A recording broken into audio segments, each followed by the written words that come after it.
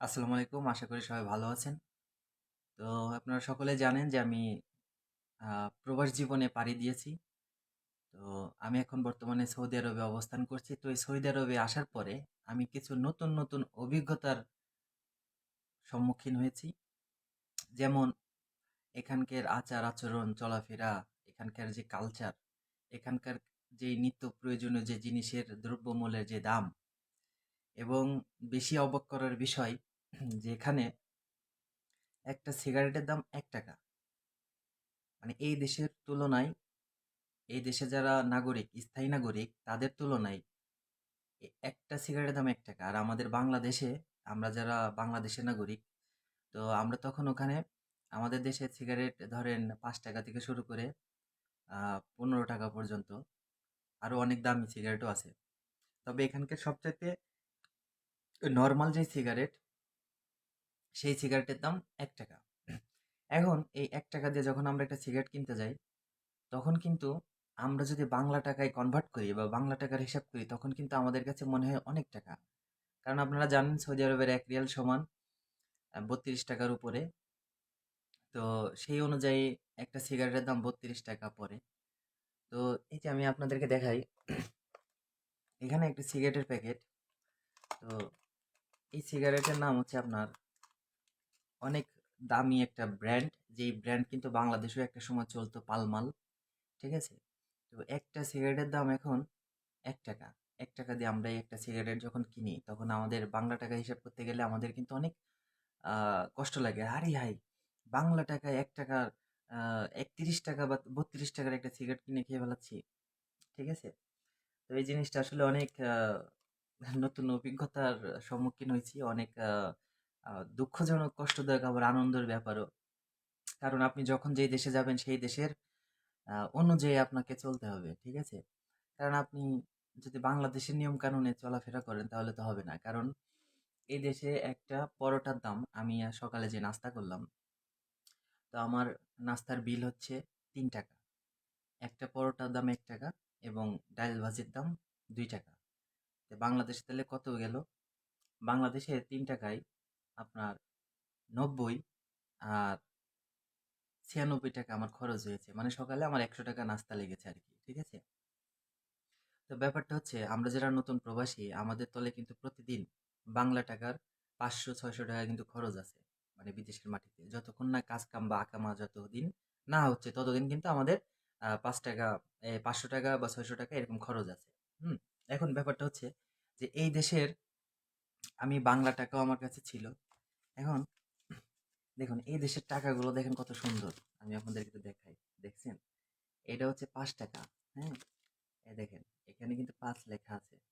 আমার যদিও রোটেট করা এই কারণে আপনার ক্যামেরাটার ইয়াটা সুন্দর দেখা যাচ্ছে না। এটা হচ্ছে ৳৫। হ্যাঁ? আমার কাছে ৳৫ আরেকটা নোট আছে। ঠিক আছে? এটাও ৳৫। এবার দেখেন এই টাকাটা দেখেন কত সুন্দর। হুম? এই টাকাটা হচ্ছে ৳১০। এই যে এখানে ১০ লেখা আছে। ১০ টাকা। ঠিক আছে? তো এই নোটটা দেখেন, যেটা কিনা এই নোটটা বাংলাদেশের ৳৫০০ বা ৳১,০০০ নোটের সমান। ঠিক আছে? আমি আপনাদেরকে দেখাই। একটু ওয়েট করেন।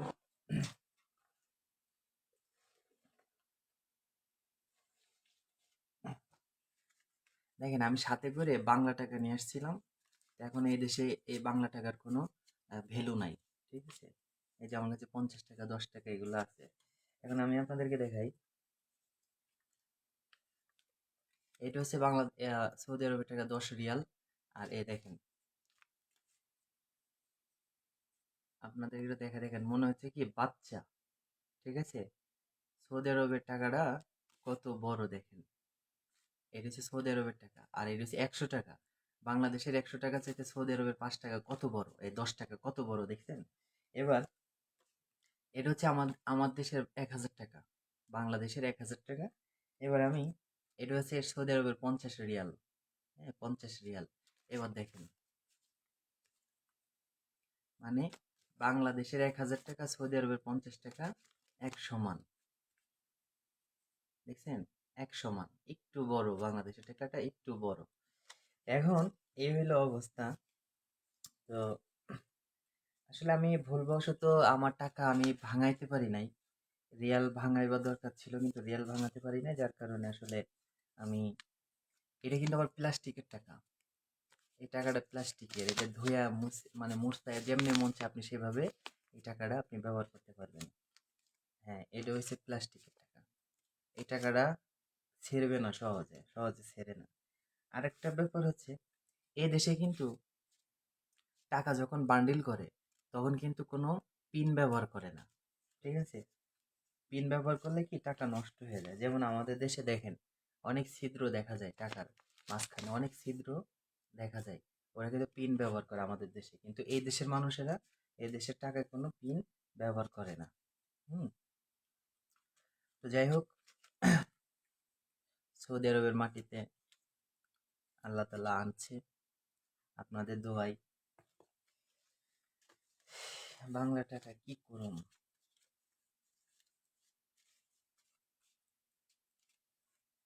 এতগুলো বাংলা টাকা।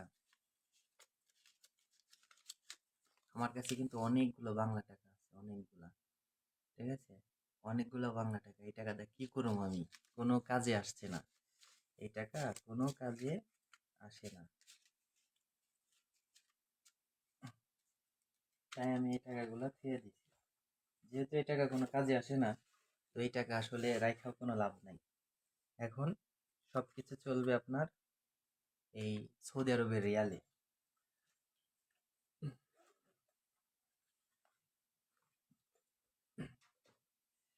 তো যে কথা বলছিলাম যে এখানে কিন্তু চলাফেরা করতে গেলে অনেক হিসাব কিতাব আছে। যেমন উম রাস্তাঘাটে তেমন একটা চলাফেরা করা যায় না। যারা আসলে পুরাতন লোক তারা একমাত্র রাস্তাঘাটে চলাফেরা করে, কারণ তারা সবকিছু বোঝে। নিয়ম কানুন, রাস্তাঘাটে কিভাবে চলতে হয় সবকিছু তারা বোঝে। কিন্তু আমরা যারা নতুন মানুষ, আমাদের আসলে রাস্তাঘাটে চলাফেরা করতে গেলে অনেক পরিশ্রম বলতে অনেক কষ্ট করতে হয়। যেমন পুলিশের ব্যাপার-ট্যাপার আছে। অপরিচিত জায়গা, রাস্তাঘাট হয়তো আপনার ভুলে যাওয়ার একটা ব্যাপার আছে।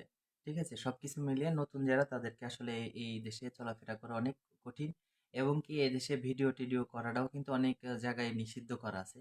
রাস্তাঘাটে বিভিন্ন জায়গায় আপনি ভিডিও করলে দেখা যাইতেছে কি কোনটা পুলিশ কোনটা সাধারণ মানুষ, এটা কিন্তু আপনি বুঝবেন না। হঠাৎ যদি পুলিশে থাপা দিয়ে ধরে, "এই তুই ফোনে ভিডিও করস কেন?" তখন কিন্তু আরেক ঝামেলা। ঠিক আছে?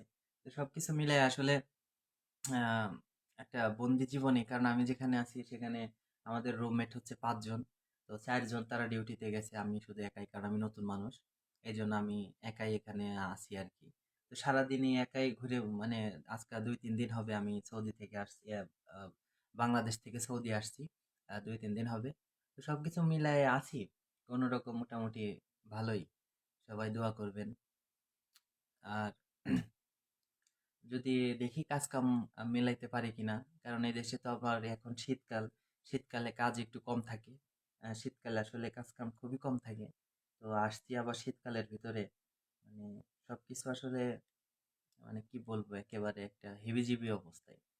ঠিক আছে, তো যেই ইনফরমেশন গুলো আমি দিলাম, যে একটা সিগারেট কিনতে লাগে আপনার 32 টাকার উপরে, এবং একটা পরোটা খাইতে লাগে আপনার 32 টাকার উপরে, ডাল ভাজি খাইতে লাগে 60 টাকার 64 টাকার উপরে।